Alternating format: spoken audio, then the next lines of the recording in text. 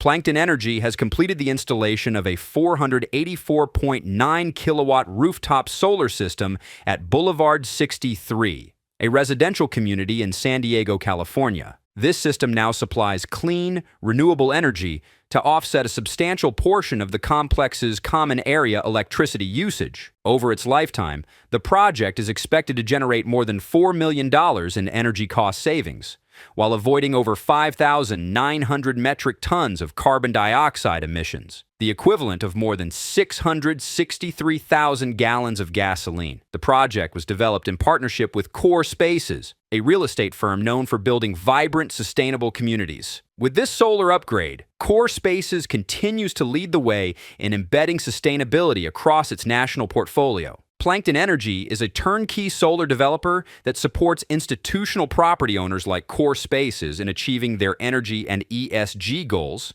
without upfront capital investment. Together, we're delivering real economic value and helping to decarbonize residential real estate at scale.